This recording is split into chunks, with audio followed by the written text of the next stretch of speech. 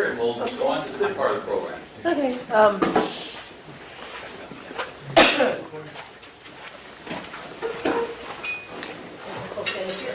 Our speaker this week is Tom Cantrell, who's you will know from doing a lot of the stuff with our historic photos and things, and he'll bring those out to our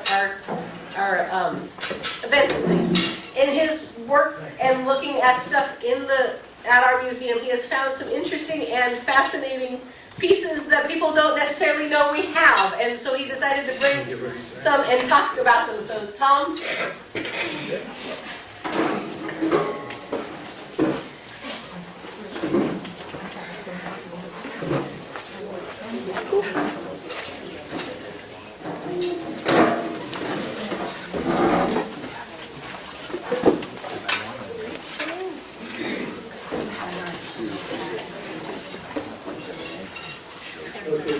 To prepare for this, I had an idea of some things I wanted to include. And then I started poking around in the back rooms and looking through drawers and trying to find what else that people might have missed.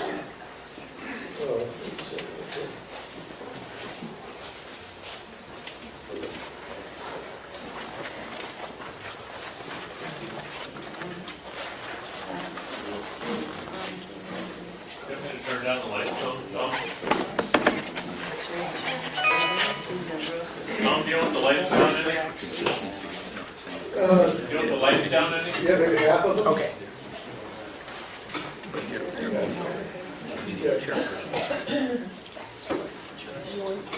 So, starting out, the weather we've been having is all the rain. Anybody know where this field is right here?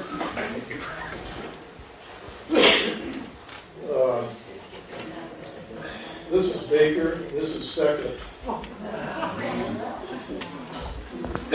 The First Federal parking lot is right there now. The fire station's here, and the property's back is up against with the City Hall. So that was downtown McMinnville a while back. From back here, it looks like the guy's riding a cow. Yeah, getting around back then was not easy in the rainy season. This is 3rd Street. This is Amity. You notice the boards here to get off the sidewalk into the street so you don't go through the mud. Well, one way to get around in the winter was with speedboats of the Yamhill River. It goes sort of lined up by Dayton, Lafayette, McMinnville, and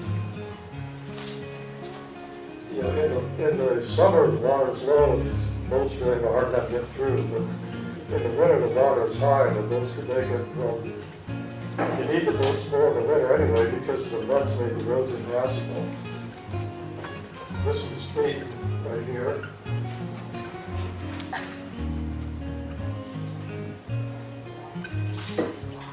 So I'd always thought that the falls at Lafayette, this is Lafayette Locks here, I always thought the falls at Lafayette would stop the boats from going upstream, but that wasn't true. They actually could make it up to McMinnville in high water. The water was deep enough that they just go over the rapids and falls. So the locks are put in to extend the season. They were completed in 1900. And that, in actual fact, about the same time they completed, the railroads came through, and so they were pretty much obsolete. Obsolete by the time they were finished.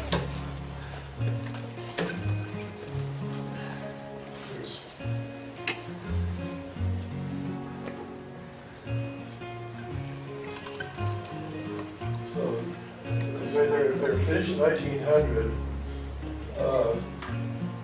We have in our collection the first one. These are all guess they're done with the blueprint process or something, they're all blue. Construction photos showing the locks construction. Somebody was doing research on the locks, and they contacted the Corps of Engineers to get photos of the construction. The Corps of Engineers didn't have anything. They came to us, and we got a whole pile of them. You can see how many there are here. This is two sides, so every one of these has got two photos in it.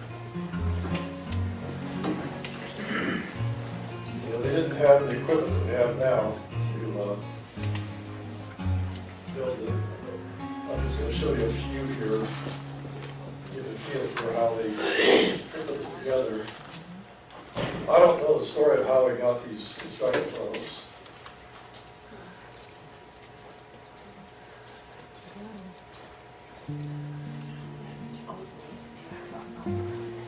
There's a nice OSHA-approved ladder going up there.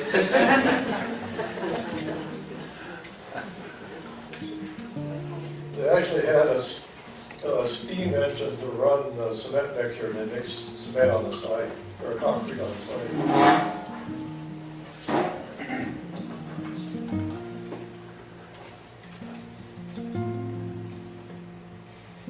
This is the lock keeper's house. I always thought it was, you know, I'd seen this photo before. I always thought the lock keeper was living over here, but no, he lives on the other side. When you drive into the Locks Park, you go right past the lock keeper's house. It's still there. It's a private residence now. So another question is, you know, when these steamboats went up, you know, where did they go to? I asked Corey Cadutz that a couple of years ago, and he didn't know, but he had a guess. This is an old map of Lafayette.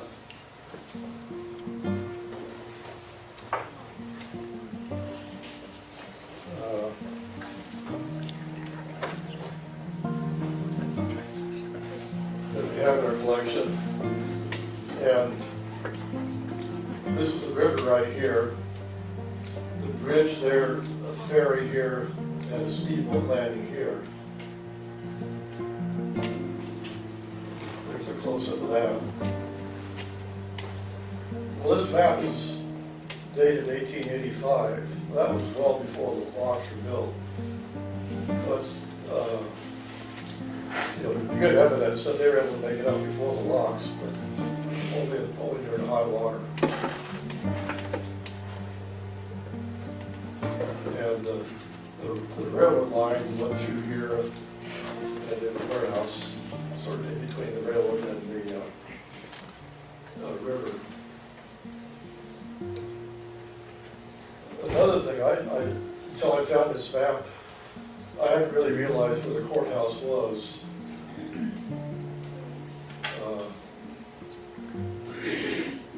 It's also shown on this map here.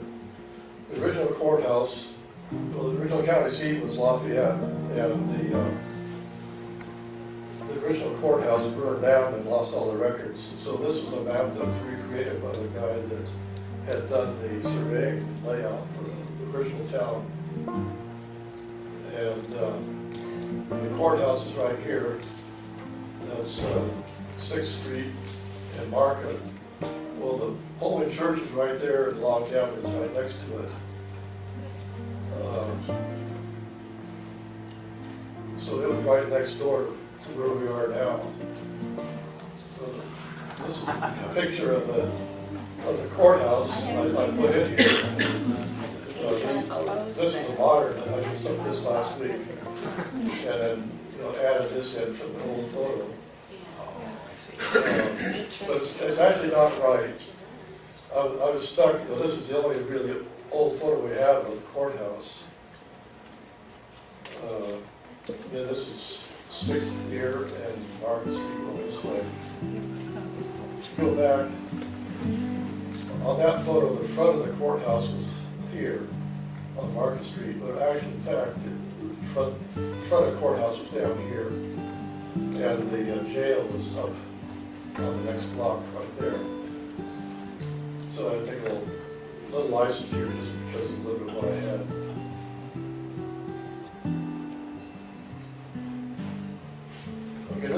McMinnville. Again, where did the steamboats go in McMinnville? This is an old map to get from Dayton. There's downtown, right, there's 3rd Street there. Today, there's a Dayton Avenue that just comes down to the river and stops. It's a dead end. Well, it used to go across the river there and then over and off to Dayton. And 1949 or 50s when they moved over to the current bridge. Well, I asked Corey Knudsen about where the steamboats went. He said, good question, but he speculated that maybe it's right here.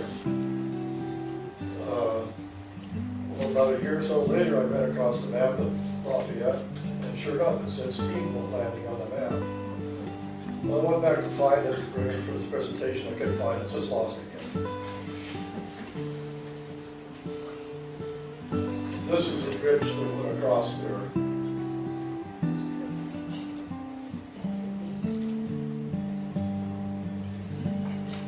The steamboat landing would have been right down here. This is Dayton Avenue, close downtown, that's that side.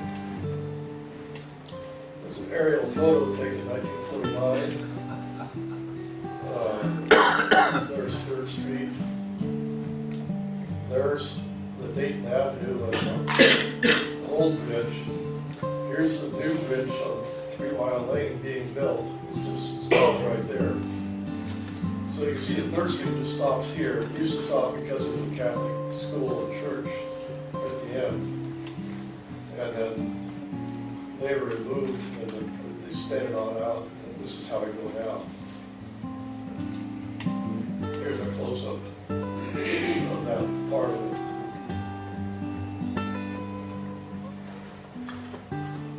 And here's a Google Earth where it is today. So Dayton Avenue comes down right about here, stops, and it went on like this.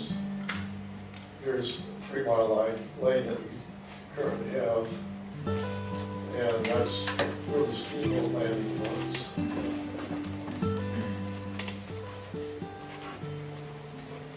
Okay, these, when they rearranged, we got some new filing cabinets in Lafayette. They found 4 photos of Indian chiefs. And they weren't framed or anything, they were just photos. No documentation or anything, we had no idea where they came from, no idea who they were. Ursula Dowd kept looking and looking and looking. She could find almost anything, I think. And this one is Chief Irontail.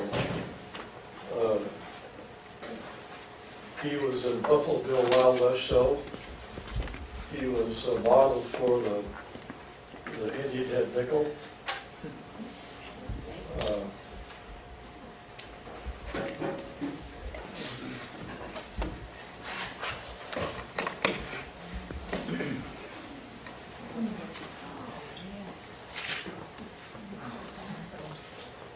And the other one is Eagle Elk. He fought a little bighorn on the winning side.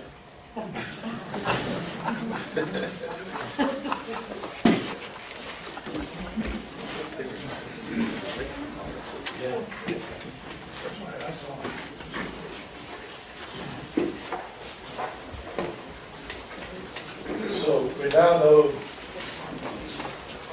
who these Indian chiefs were, but we still don't know how they got those photos.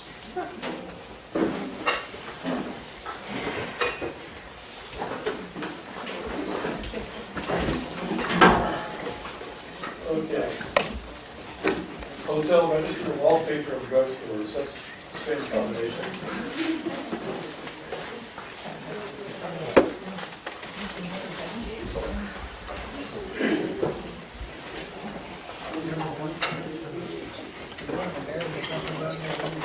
So this is a register This is a hotel register for the Hotel Yamhill.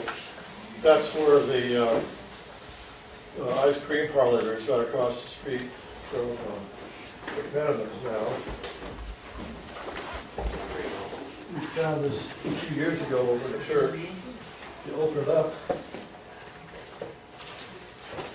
it's been recycled.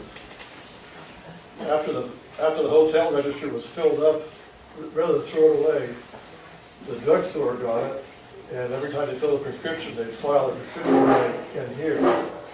So this thing's entirely full of prescription slips from a century ago.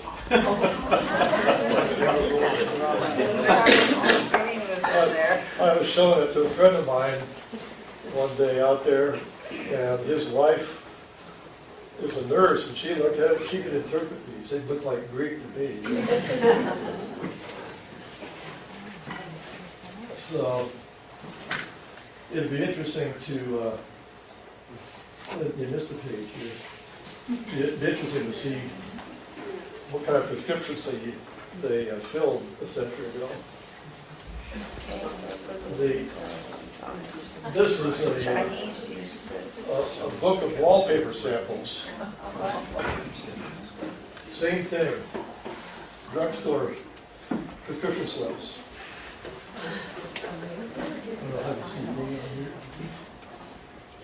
So this is north of Yamhill, so this is actually a different pharmacy. But there's still wallpaper here, they didn't manage to fill it all up. What was the name of the drugstore in North Yamhill? Does it say there, Tom? T.N. Whitten, registered pharmacist. Vinton? What year was that, does it say? Looks like 05. Hold up the wallpaper. They just have 5 on there, so I assume it's 1905. What was the name? Whitten. T.N. Whitten, W-I-T-T-E-N. Because Dr. Coffeen had a pharmacy and a drugstore in North Yamhill until about 1920. But first it was in that blue, or the big hotel that was in Yamhill, the 2-story hotel that burned down. But the original doctor and pharmacy was behind where T&E is now. You drive by T&E's, on the side there's a separate door at the back. That's where the pharmacy and doctor was.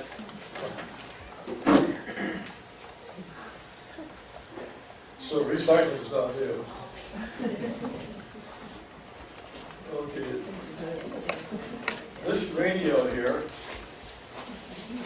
this is also from Yamhill, because it was Yamhill by the time this was built.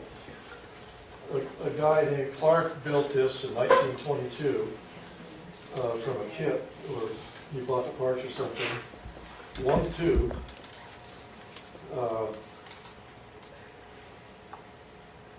You can see there's 1, 2, 3, 4, 5, 6 different adjustments you can make. You have to pretty much fiddle with all of those to try and get a station. This is very early in radio terms, quite primitive. Is there a date on it? What's that? Is there a date? The date? Yeah, what was the date? Well, he built it in 22. 22. Yeah. Yeah, the note that had on it said he had like a 80-foot antenna going up to a tree or something. You know, there couldn't have been very many radio stations back then.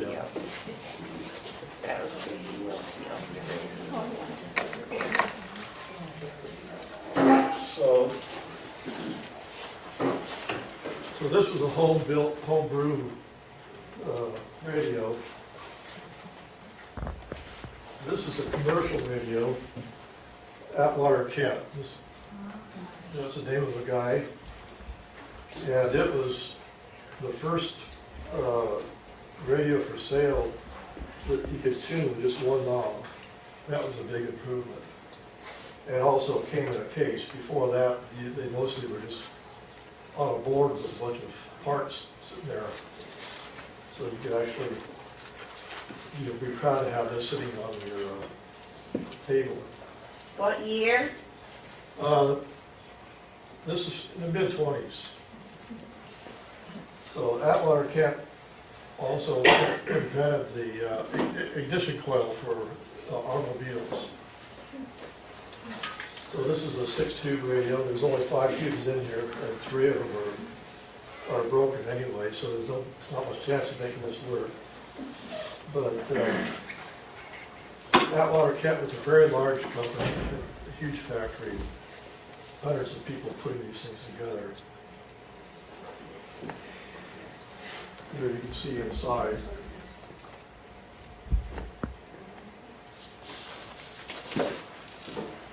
Then I didn't bother to bring this one. This is probably from the 30s, and it has, it's a big piece of furniture now, and a lot better controls. You can see there's broadcast band and then 2 shortwave bands and RCA Victor. So this is the kind of radio I might remember my grandparents had.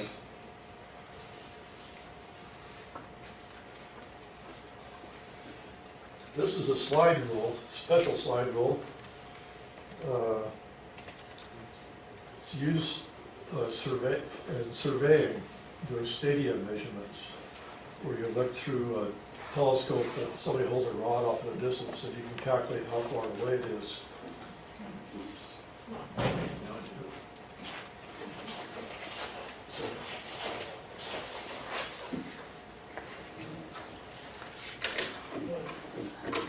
Those are all got me.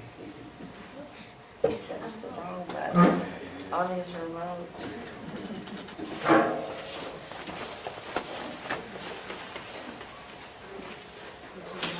So this is a specialized slide rule, and they weren't all that common, and they were used out in the field by surveyors, so not very many of them survived.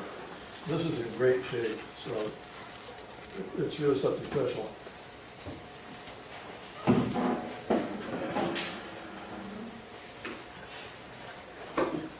The cylindrical nature of it makes it equivalent of a slide rule. It's about 4.5 feet long. And this is probably from about 1905.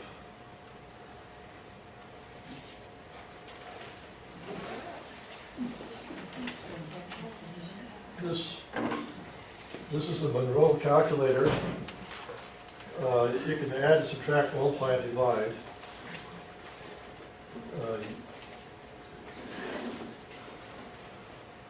You turn this crank either forward or backward after putting numbers in, and you can shift back and forth through doing multiply and divide. I'd used these once upon a time, and it took me a little while to remember how to use it again. But these were a real boon for calculating, especially because you could multiply and divide. Most of the adding machines back then were just that, adding machines and maybe subtract. Strange thing about this is it doesn't say Monroe on the front. It doesn't have a plate with the serial number or the model number or anything, and it should. So I don't know how, what the deal was with that, but it's obviously Monroe.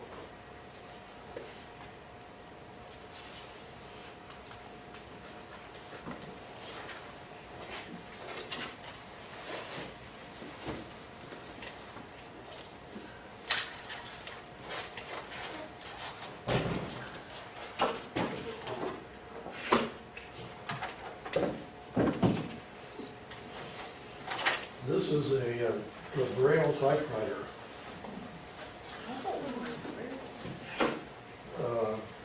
I'd never seen one before until I ran across it in the church. Where? What? Where did you find it? Where did those of us that volunteer over there, we've never seen it. Well, that's the whole point of this presentation, stuff that you don't know about. The people in the back of the room too. Yeah. They get it, yeah. No, it was in a glass case in that room down the curtain. Where the leak is? Yeah. Where the rubber's caving in? Oh, I said that on purpose, it needs to Yeah. be repaired. Yeah. So I'm not sure I totally know how to use it, but imagine a piece of paper fed in here and put some braille dents on there. There's 6 keys, and that seems to be a space key, but it's a little bit sticky, so it don't always do anything. So just for those who don't know, like me, Braille's got 6 dots, and then you do various combinations of them. And so if you wanted to make that character, you'd press 1 key on the left, then 2 keys on the right, all at the same time. Braille was invented by a Frenchman by the name of Braille, and the original alphabet didn't have a W, because back then the French language didn't have a W in it. So that was added later. That's the alphabet now. There's also a scheme in there for doing punctuation and upper lowercase. This is the strangest thing. Maybe announcements, but I should be.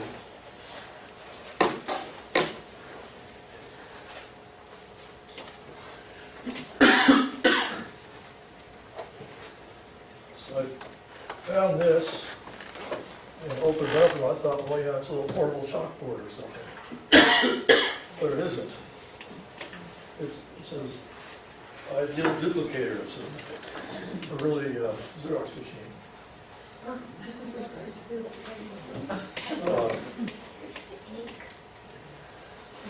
So there it is, open. So they conveniently put instructions on the back. But the idea is that you prepare a master with a special ink. It's called hectograph. You go to search for it. They have pencils and inks, card paper, ribbons, and remover. So you prepare your master with these special inks, and then you press it down on here, or you prepare this surface with a damp sponge, press your master on there, and it transfers onto here, and then your copies, you put the copy on and leave it for 15 seconds or something like that, and pull it off, and then you have a duplicate. Apparently you get some number of copies, so you off the duplicate. And then when you're done, you have to moisten the sponge and wipe off the ink. How many copies could you get at one time? They don't really say. Marge knows about the Tom. You know about it? Well, when I first started school stuff, and I used to make it, pictograph was kind of like a gel, and you poured it into like a frame, like the size, he said, the size of a piece of paper, and then you had this special pen, like being more like a pencil, Yeah. and the lead was what he said that, you wrote on with the copy, and then you had your gel in this little pan, and it just had sides high enough, so that you could, handle it real well. And then you laid your paper, your copy down, so then that ink from your copy went onto that gel. You took that copy off, and then you could make about maybe 15 or 20 copies if it was really good. So, if you was running anything big, you had to make another original and start all over again. And then you could wipe that gel off and keep using it. So But that was before any copy machine or mimeograph type thing, where you kind of roll it around, you know, so. In And I'm 1960, not that old, really. in I 1969, didn't patent it or anything. It's just that your school was that poor. Yeah, that is. well, the Army was still using something like that in 1969. It was these kind of rolls of gelatin-like substance. Oh, yeah. And you could take a piece of paper, put it on it, but it was good for like 5, 6 copies. Yeah. It was a field expedient, so to speak. Yeah, so she, hard copy pencils, that's up there, and then that green stuff, you got refilled composition for the gel, so I'm sure this is so hard it wouldn't do anything, wouldn't work at all now. I think it was purple that I used. Purple, Yeah. so, yeah, so that,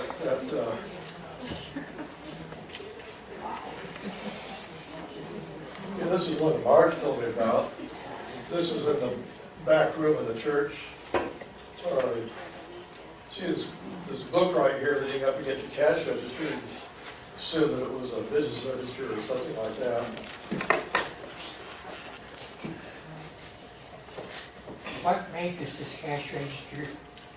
Is it given make like NCR or standard? I don't know.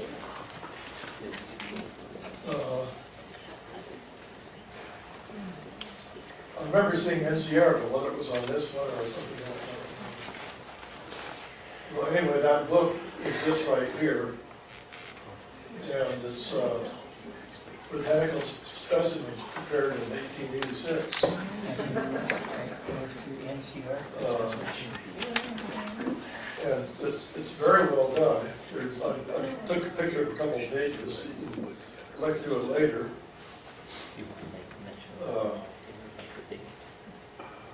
And the pressed flowers still have their color in them. And they're just as good as like maybe pressed a month ago or so.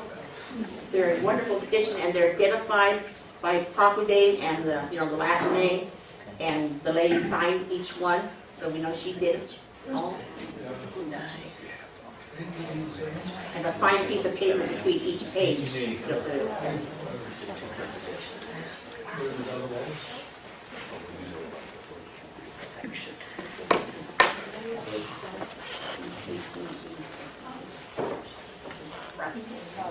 I know this here.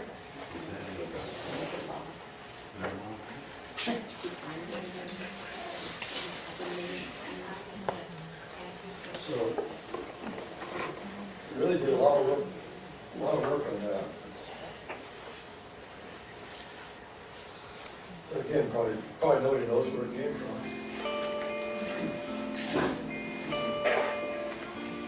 Okay, this we found about 2010.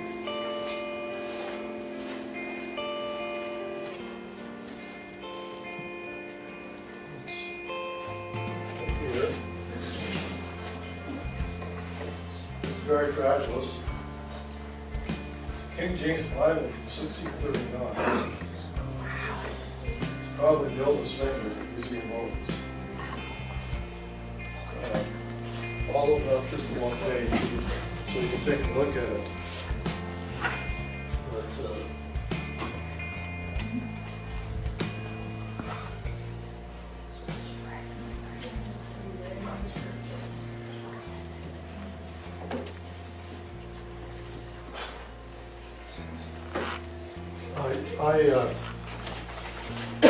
found. I took some photos of a few pages, but it was hard to do anything with it without the pages falling out. Very hard to read. I can't imagine.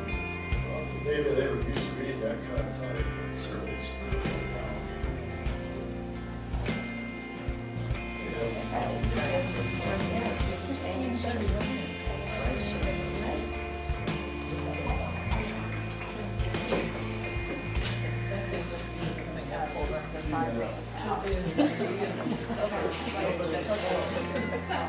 So, they use the old style where it looks like an F, but it's actually an S. An S is, or an F without the cross.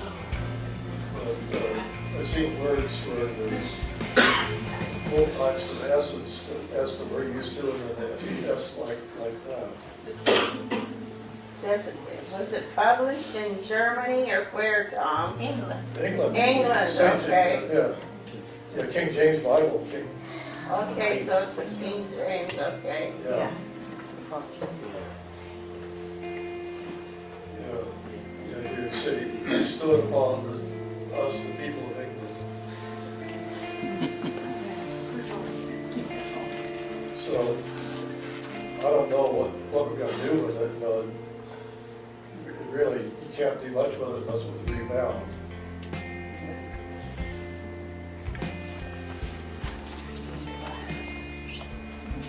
Here's another book,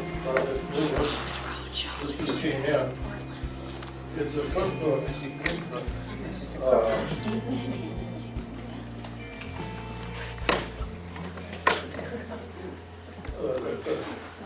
Ladies in the church in Portland all contributed recipes.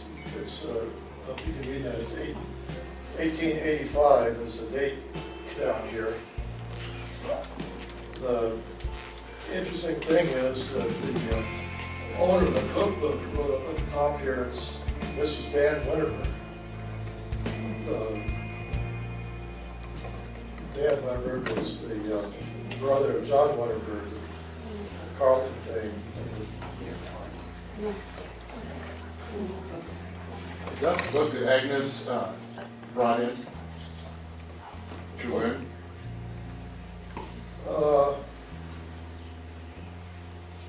I don't think so. No. This was sent by, Oh, that's, I opened that up, yeah, okay. yeah, this was sent by a woman up in Portland. Yeah. Tom, that's the lady that you and I communicated with when we were writing the book on Winterberg and all Mrs. that. Attia, or Mrs. Attia. Yeah, Attia. Fatigue, yeah, that's her. Yeah. So, in 1885, they contributed recipes. Well, they were old, tried and true recipes in 1885, so you can imagine they're fairly, quite a bit different. So they have a nice index here in the front, too. One that caught my eye, moonshine. Well, moonshine for them is not like what we think of. There's a recipe for moonshine.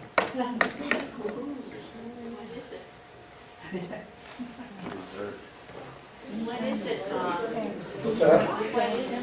Must be a dessert. It's a dessert. It's dessert. Mix the whites of 6 eggs, beaten stiff, 6 tablespoons of sugar, cut up 1 dozen ripe melon peaches, stir in, and eat with whipped cream.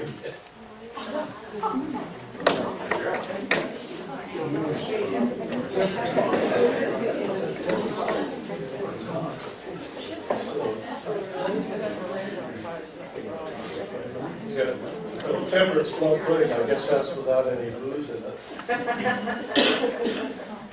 They've actually got 4 different recipes for plum pudding. Okay, the pickle. So, this has been over in the church for a very long time. So, apparently, somebody ran a cucumber vine into the bottle, let it grow. They had this great huge cucumber, then they pulled the vine out and pickled it. And it's been reputed that it's in the Guinness Book of World Records. But I did a search online, and at the Guinness site, they have no record of it. Ripley's Believe It or Not. Oh, believe it or not? There used to be a card there with it, and it was a doctor's wife. Here in McMinnville is the one that grew the thing. I can't remember if it was Manning or one of the other birdies. Card's pretty long gone. I thought it was 76. Is it Bring it out for the next potluck. Well, I'll skip that meeting. So anyway, about 8 years ago, well, you know the brochure we have now for the museum. About 8 years ago, they asked me to make a new brochure because the old one had been around for a long time and it had the mention of the pickle in there. And so I was asking people, what should be in a new brochure. And I asked Jean, and she said, more pictures, less words, and no pickle. So I figured since the pickle's not in the brochure now, I should bring it in. It is a conversation piece though, when people see that. Oh, yeah. Because many people cannot figure out how it got in there. It grew and took it out. So this is the murder books. Marge and who else did it? He is. Marge and I worked together on that.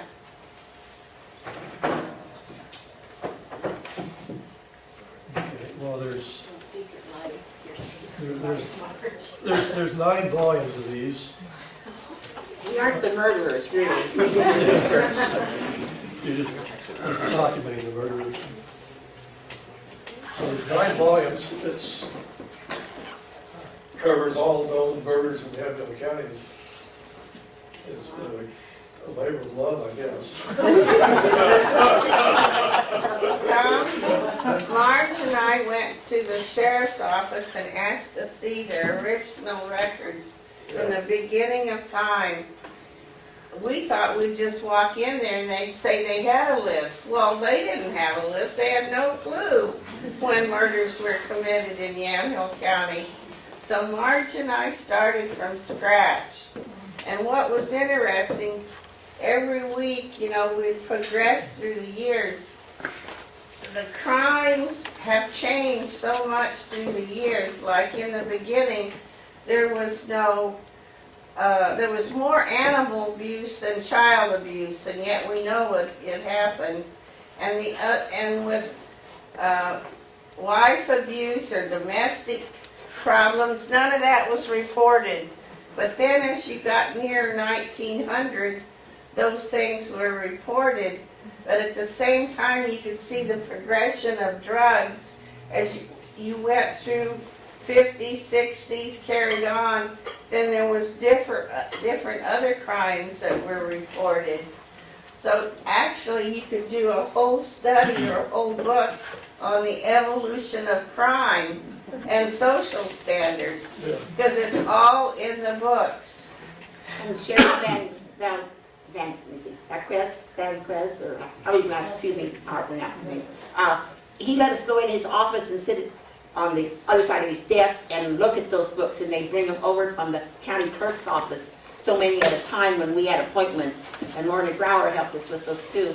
And we went through, and then we'd write down, the name of the person, the date, the crime, what the solution was, whether he went to jail or, probation or whatever. And then we went through the state archives to find out the court record of what the crime and stuff. And it kind of all started with the famous murder in Lafayette, supposed to be the curse on the town, and all that kind of stuff with the gypsy curse, with Corker and those guys. So that's kind of what got us started on the murders, and then you found out more. And in the books, they're all listed by the name of, the index is by the name of the victim, and then there's also an index with the person that's the perpetrator too. And the other thing we noticed was in the beginning, they'd say, "Oh, okay, he did it. We'll hang him tomorrow." But courts got slower and slower as time went by and as the cases became more complex. So eventually, Marge and I and Lorna would have to go to the public library and look in old newspapers because we couldn't find out disposition or who all was involved, because we wanted the nitty-gritty of the case. So sometimes we'd have to go to 3 or 4 sources to get the case together, because the the clerk's office, the sheriff's office, they didn't have any of that. So now they would come to us. So you're keeping up with current murders? Yeah, we put every murder in there, and even if there's a missing person, like a couple years ago, this lady responded to a online ad, and she took off to Idaho with him.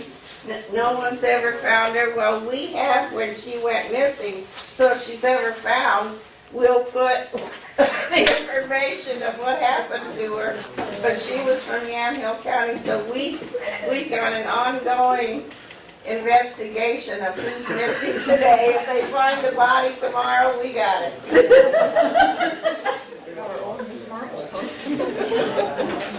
Okay, and finally, this is a drawing of the new Yamhill County Historical Society building. This is a real mystery. It's,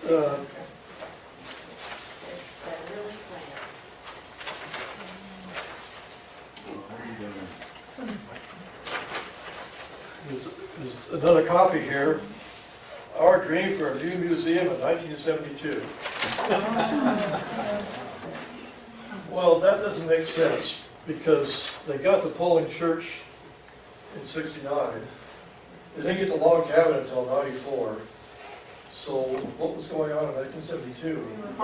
Obviously never happened. They were planning and talking about it, apparently. Yeah, well, they did more talk, they made this nice drawing. Great big gallery, an office, furnace room, 2 bathrooms, that was it. But there's no address on it. What's that?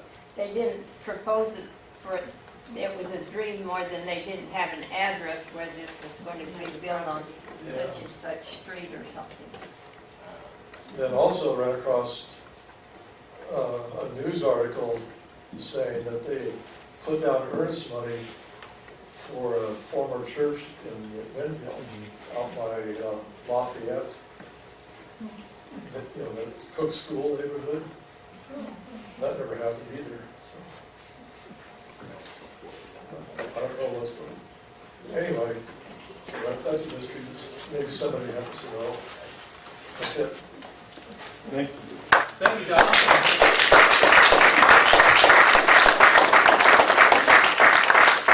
Our own Indiana Jones. By the way, Tom also saved our rear end. Our website, before the new one went up, went down. Tom's our IT coordinator and managed to get it back up and functional again. Sarah, did you have something else you wanted to add? Yeah, next month's is going to continue on this theme of hidden things that are fascinating to people who are doing the research, and Michael's going to be talking about some of his favorite photos that don't quite fit into any category, that just are kind of cool old photos. As to announcements, the next general meeting is March 12, and it will be at 1:30 until next September. Ag Fest is at the Polk County Fairgrounds. That's February 25 and 26. Is the wagon going No, there? the wagon is going to go down, and Cynthia would, I think, appreciate people who could come and spend an hour or two helping people come through the wagon, because I think we had a couple hundred, if not 1,000, kids and family come through the wagon in 2 days last year. So. And again, reminder, Wednesday, the local mobile will be here, dedication, or just moving it in? Just moving it in. Okay. Tuesday, as you know, is the state birthday, even though we celebrated it on Saturday. What you ought to do is go around to people and say, do you know whose birthday it is today? Find out who the real Oregonians are, and those who don't know, say, you really need to be a part of the Yamhill County Historical Society. They know things like that. Any other general business that you'd like to bring up, questions, anything you'd like to add? If not, some of the committee members and committee chairmen will still be around, such as Dave, if you'd like to get a start on volunteering. Now's the time, they'll stick around. And if not, I'd also like to add is for my fine ladies in Lafayette, they're running low on volunteers. And we we need to recruit some people that are willing to come out on Wednesday, Friday, or Saturday. And also, it may be an opportunity if you talk to somebody, any of you know that this is a situation out there. Also, if they're not a member, drag them in as a member. That's a good way to get them started. And questions, ask Mr. Rucker. And for any of the fine ladies in Lafayette, they'd be glad to help somebody get on board. Thank you, Todd. They're also hoping to expand the hours here at the Heritage Center and open up on Friday. But we're gonna need people for that as well. And we only have like 250 members, recall the exact number, anybody? And there's like 150 volunteers needed just for some of our events. So get out there and give them for memberships for birthday presents, anything else that you can think of. But we do need more members, and we're hoping to get a full-time committee to get moving on that. Yeah. Sure, just a quick observation. The Activities and Events Committee has raised the fee to come to our events to $8. Yes, to Farm and Harvest Fest. Yeah, so think about it. If you bring your a family, it's cheaper to be a member because you get in all the events free. So we really should be recruiting members just because of the great programs we put on. 2,000 people will come to Farm Fest and same couple thousand to Harvest Fest. Well, thank you. I learned a lot today. I hope you did. Hope you enjoyed it. We'll see you next time, and I'll declare us adjourned.